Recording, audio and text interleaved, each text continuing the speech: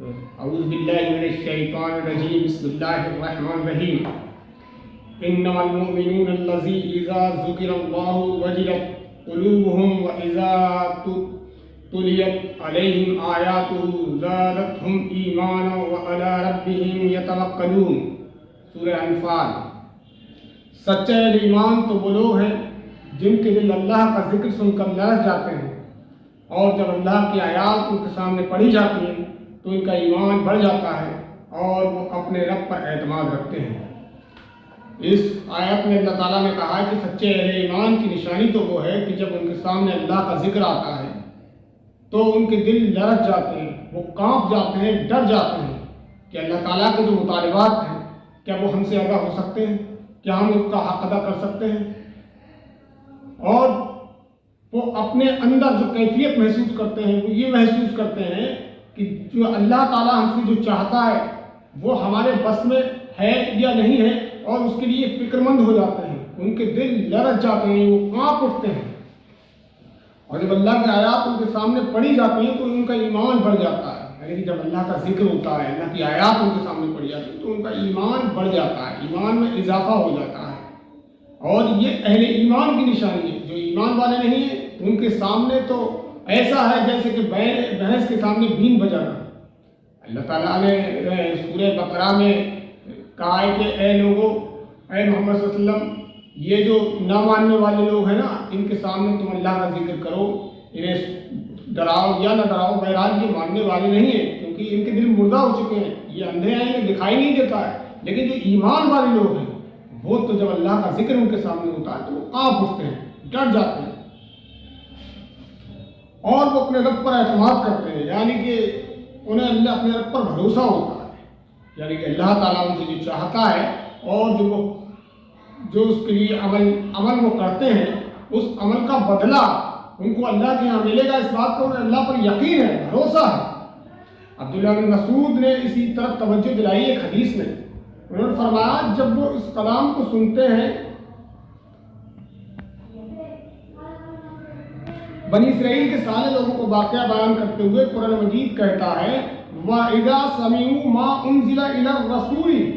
تَرَىٰ أَعْيُنَهُمْ تَفِيضُ مِنَ الدَّمْعِ مِمَّا عَرَفُوا مِنَ الْحَقِّ يَقُولُونَ رَبَّنَا آمَنَّا فَاكْتُبْنَا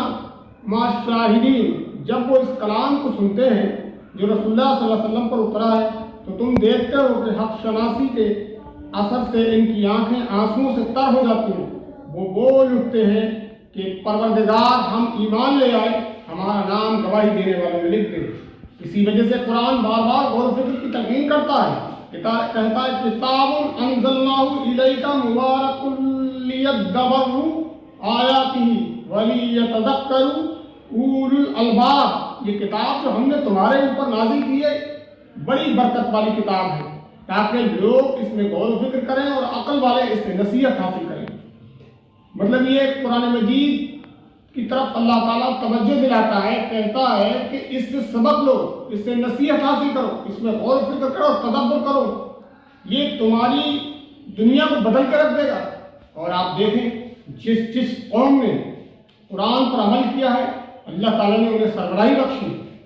صحابہ اکرام رضوان اللہ اجمعین کے بارے میں آتا ہے یہ ایک دیہاتی قوم تھی، بکریاں چرانے والی قوم تھی،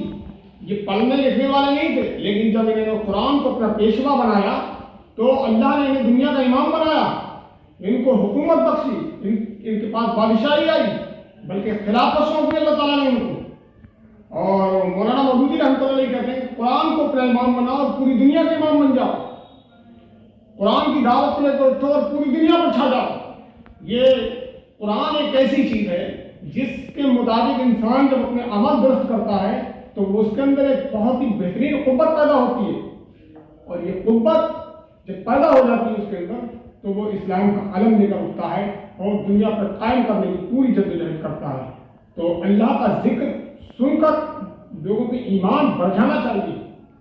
ایمان والوں کی یہ نشانی ہوتی ہے۔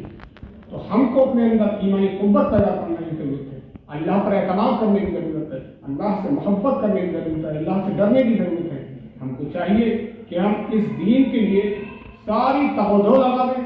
ساری محنت اور مشقت اس دین کے لیے کریں، کیونکہ اللہ کے رسول صلی اللہ علیہ وسلم نے فرمایا تم میں بہترین لوگ وہ ہیں جو قرآن سیکھیں اور سکھائیں۔ اللہ تعالیٰ سے دعا ہے کہ ہمیں ان باتوں پر عمل پیرا ہونے کی توفیق عطا فرمائے، آمین۔ وآخر دعوانا الحمد للہ رب العالمین۔